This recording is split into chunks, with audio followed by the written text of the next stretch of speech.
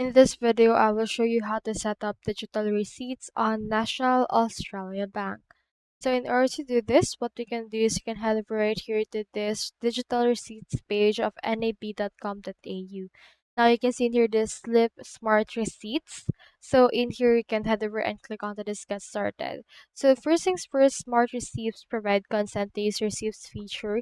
Shop with participating merchants and beginning the Smart Receipts, which is actually a digital receipts. We have in here the feature and benefits. We have in here this receipt that you can have and you can easily return using these options. So to get started on this, you can head over to your app, select receipts, and then provide your consent to use the receipts feature, shop at participating merchants, and receive a smart receipts for each purchase.